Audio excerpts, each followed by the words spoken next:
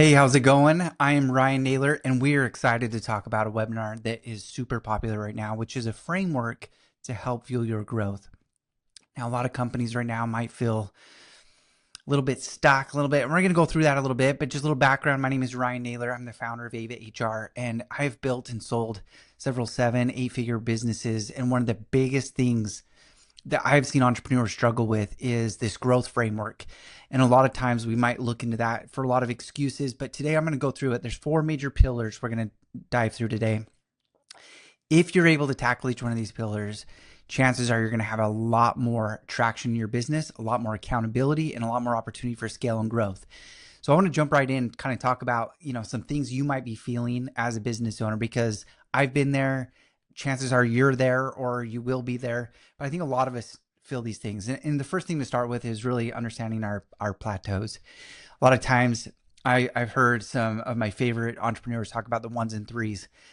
We get stuck at the $100,000 mark. We get stuck at the $300,000 mark. We get stuck at the million mark and the 3 million and the 10 million. The ones and threes tend to be where those plateaus really come in, because a lot of times what got you to that level isn't what's going to get you to the next level.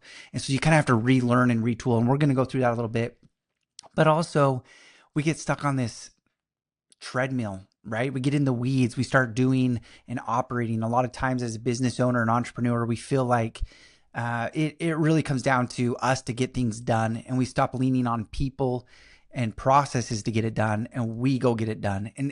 And although it's important to get it done and get it done right, it's hard to scale. It's hard to truly grow the business. So we're going to talk through that a little bit, how to overcome that, and then we're going to talk about some of those leading indicators, those pain points that we might feel, which is we're starting to lose jobs, and we start to see that we're always putting out fires, and we might not have control on some of our people, and they're not showing up to their job sites. All of that really comes into play as kind of a demand problem. But the reality is it's more than just a demand problem. It's a people problem. And it's really, how do we shift the mindset? How do we understand this frustration and go from frustrated to aware of what's going on? And then we started to coach out of it. How do we scale out of those problems? And what you might find is these growth problems are consistently a human involved, right? And so how do you help, get that chaos of the human problem, the people problems, to kind of the real things? But, what are some of the things you guys blame? I think I've heard it all. I know in my coaching and in mentoring experience, I've heard a lot of excuses. Think about some of the things you're blaming on. Number one is probably like there aren't enough people in the industry to work. Maybe you're blaming people are chasing paychecks. There's not enough labor in the market, or that guy wants 10 cents more per hour, so he's going to somebody else. All of those might be true, but they're also a lot of times what we just kind of hold our hat on and we anchor it to, but it's not reality. Chances are someone's not chasing 10 cents more an hour if they're absolutely in love and finding success at their current job. A lot of times we're going to blame nobody wants work. Well, we're probably not attracting the right people into our work. Does that make sense? I think there's a lot of problems and excuses that we give, and that blame game becomes a problem. So what we have found is these are kind of 3 kind of areas that we see that people get stuck, right? The first one is the people never really have clear expectations. We don't have expectations for them. They don't have expectations for us. And there's this expectations gap. And an example would that be when you hired them, did you put in front of them a roadmap for growth for that individual? Did you ask them, what are your main considerations in accepting this job? Is it just a paycheck now? But what does it look like in 12 months from now? What does it look like in 3 years from now? So a lot of times we don't create that clear future. And that's an important thing in the business side, to make sure that our people are aware that there is growth opportunity and there's a necessity of performance and expectations all the way through. But the other thing is we find ourselves hiring out of urgency. I think this one resonates with a lot of my friends, especially in the trades. We tend to be passively hiring, not proactively hiring. And a lot of times that's when someone walks off the job site. Now we got to go fill that role. Or we just got a new contract or new property or a new project, and now we got to backfill and we got to support that growth. And so we start to make decisions for our hiring that aren't out of quality control, I guess you could say, but we start making those hiring decisions based on urgency. And we get ourselves into a bit of a pickle when we do that. And a lot of time is because it didn't follow our process. Maybe we don't have a process to begin with. So I want to talk about this framework. And what this framework is going to do is it's going to help us take this crazy, chaos, messy environment, and we're going to put it into a structured place to where we can see exactly how we scale from one step to the next. Specifically, our people, our operations, everything inside of the business is going to lead to growth. That is absolutely important. So let's talk about it. There's 4 major pillars that I want to talk through. And I think it's really important to understand each one of these pillars has their own framework within it. So we're going to talk about all of these. The number one thing is we got to talk about our clarity. What does it mean to have clear roles, clear expectations? How do we set up the standards that the employees and accountability need? We're going to go through that. The second thing is understanding that having consistent systems and processes is more important than just a quick hustle.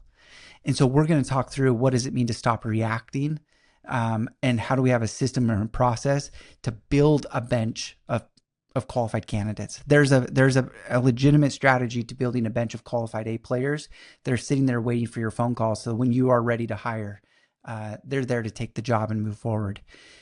Speed protects growth. So good people don't wait. It's an important phrase to remember. A players don't just sit around and wait for you to get back to them after you interview them. So making sure that we are making decisive actions to hire quicker is going to help us get those A players more into the organization.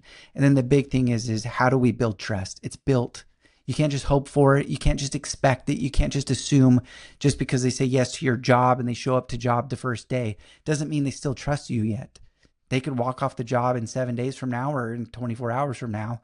And now we're back at the exact same starting blocks. And I know this is a very common problem. So we're going to help talk about how do we hire for alignment? How do we build leaders, not just getting more bodies into the company, but really building a system.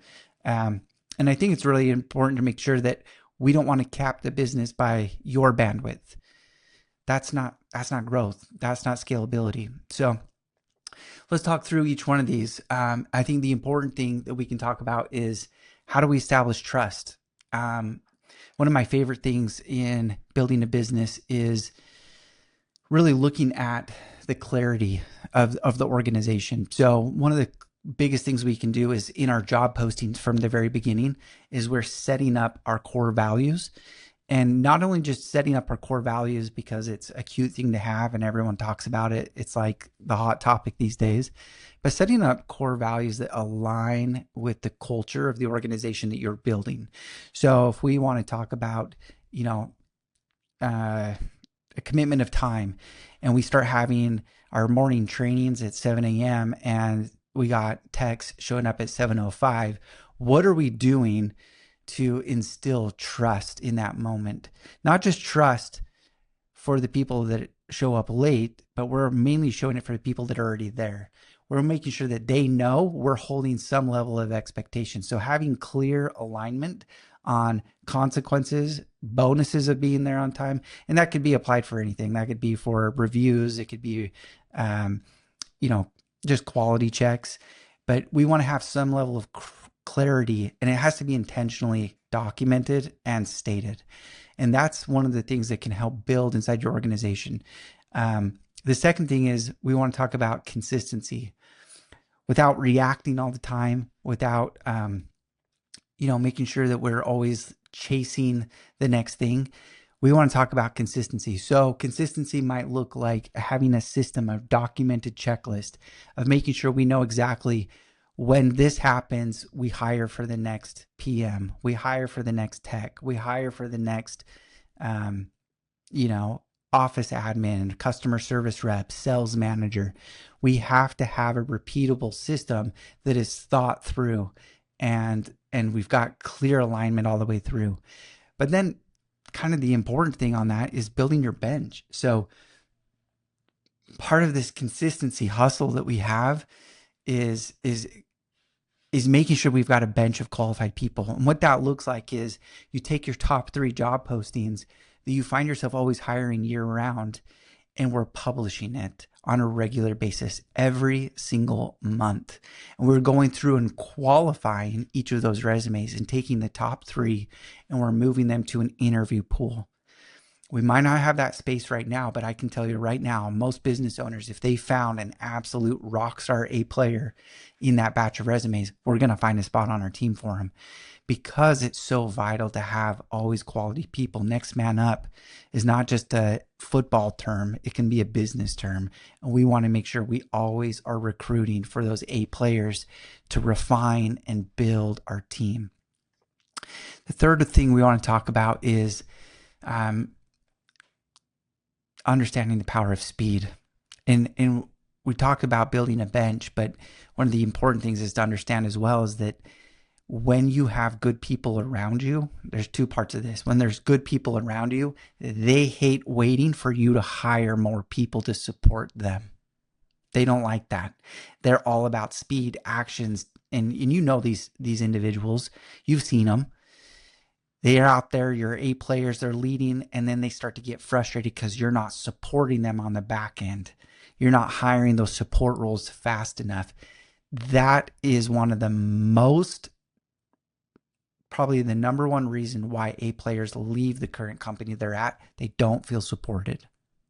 It's almost always never about compensation. They may say it is because that's an easy thing to say. But when we look at analysis by Deloitte, or we look at some of these talent surveys, we see that support within our company is usually the number one thing driving people out of their business. So we need to have speed to hire, but we also need to make sure we're not slow to our decision-making process. We're making sure that we are communicating that all the way through, and we're building systems to protect that. And then number 4, kind of part of our pillar to dive a little bit deeper into, is how do we build that trust? How do we hire for alignment? How do we train for confidence, build leaders and not bodies? All of this is part of our strategic plan. All of you should be doing an annual strategic planning meeting along with our quarterly check-ins. These quarterly meetings should be scheduled at the beginning of the year. All 4 quarterly meetings should be scheduled on the calendars for top leadership to align to, and even middle management. And that's where we start to build out our framework of scale, our tipping points of when we need to hire for that next team member, but also we start to document exactly what does it look like to be a good player at that particular role. Then we know exactly when to start hiring for the next one because they're not hitting their marks. It's a very easy thing to see when it's documented, but all of that builds trust inside the leadership team. When that trust inside the leadership team is built, that's when we start to get a lot of carryover to the support roles. That's when they start to build trust as well. They start to hear that confidence from their mid-level management, and we start to really scale and grow. As you can see in all this, growth is not based on hiring more people. It's about building a team. It's about building trust inside that team that ultimately is not anchored by any one individual so that there's a bottleneck. It's growth without you, essentially. You're building the system, you're building the framework, and then we're helping you get out of the way. And that's kind of a hard pill to swallow. I know it is for myself, and I've been there before, and I've been on the left side of this chart where it just feels like time is money and things are breaking and I've got chaos and I'm stressed, and you got the kids' activities and the wife has got this, and then you got a client from 5 months ago calling you about that. It's a lot of chaos and it's a lot of things going on. But what we can do is we can build this to run in the background, not necessarily just in my head, but we can actually feel the growth because we have clear expectations. Good people are moving fast through our pipeline. We're not rebuilding. We're starting to scale. So this is my biggest pet peeve is a lot of us don't build businesses to constantly keep rebuilding the team. We build a business to scale and growth. So here's some things we can start looking at on how we kind of hit those ones and threes of our business.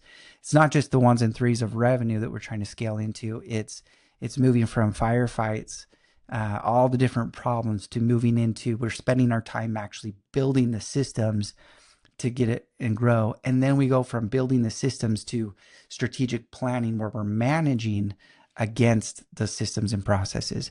Now we've got clear defined KPIs, measurements, goals, and those can all be the anchor points. So as a leader, we can look down at a chart of reports and we already know the temperature of our business. We already know the pulse of everything that's going on. And I think that's an important thing to remember, is that to scale and grow all the way through, we have to remove bottlenecks. And oftentimes we are the bottleneck to our own growth. So the first thing we can do is audit our ceiling at our current environment right now as a business. What does our ceiling look like and why? What is that one thing that might be keeping it there? Is it me? Is it my employee number 1? Is it employee number 9? What is the ceiling that's keeping us there? Is it sales? The second thing is to look at those gaps and add some clarity around them. So what does it mean to fill those gaps, to bridge those gaps? How do we do it? At what point do we start to do it? Now we've defined what our ceiling is. What is the next ceiling? What does the level 2 look like? Level 3 look like? And now we're starting to fill in those puzzle pieces to have a clearer picture as to what growth might look like for my organization.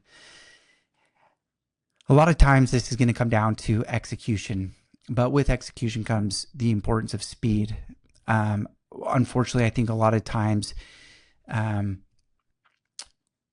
we put this stuff off. We forget about consistency. We get back to old habits. So creating a checklist, creating an infrastructure where we can build consistency is one of the most important things.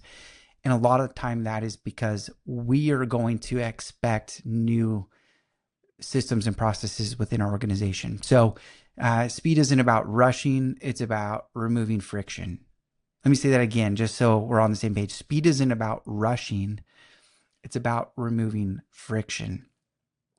Our job is to make sure that there are less obstacles every single day for my team, removing anything in their way that would prevent them from hindrance of growth. That could be vehicle maintenance. That could be just understanding compensation, payroll clarity. It could be parts and P cards. There's a lot of different things it could be, but our important element on this is how do we remove friction, and then intentionally building trust. I've said this multiple times throughout this webinar, but one of the biggest things is we have to build trust. One of my favorite books that I've read is by Stephen M. R. Covey, and it's about the speed of trust. And it's how do we build trust? How do you streamline and build trust as quickly as possible?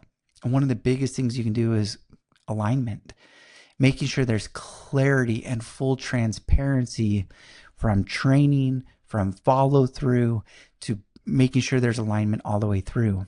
One of my biggest favorite quotes ever about this element of trust is understanding that leaders are not found, leaders are built.